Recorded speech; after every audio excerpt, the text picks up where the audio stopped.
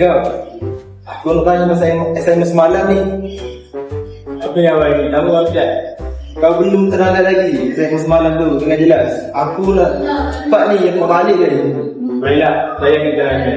Kira dia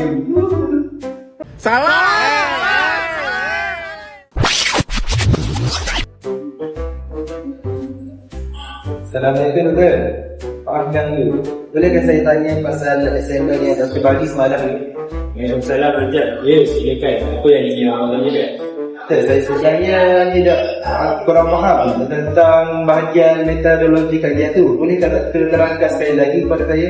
Boleh. Bahagian tu memerlukan sekurang-kurangnya 3 kajian akademik dan teknik. Oh, faham. Terima kasih doktor.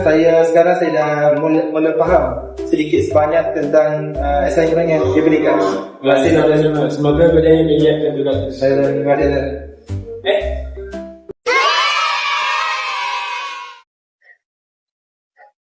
Okay. Rumusannya, kesantunan bahasa dalam sistem sapaan sangat penting dalam situasi rasmi kerana mencerminkan sikap, hormat, penggunaan gelaran seperti kata ganti nama yang sesuai, ungkapan sopan dan nada yang baik dapat mewujudkan komunikasi yang lebih beradab.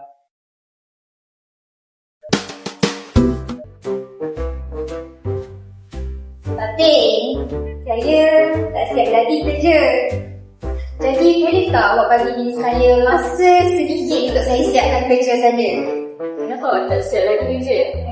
Sebab saya ada masalah sikit. Itulah ni saya tinggalkan.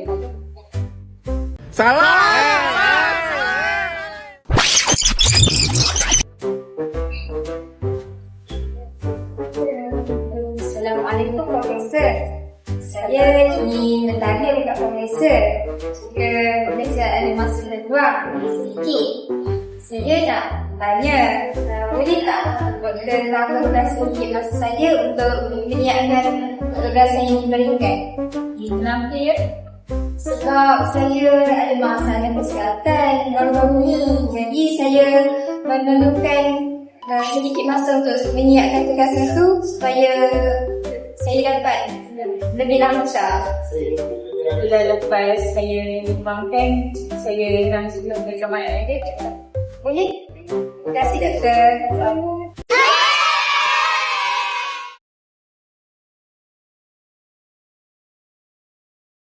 Rumusannya, dalam situasi permohonan rasmi, penggunaan bahasa yang santun memainkan peranan yang sangat penting dalam mencerminkan kepribadian pelajar.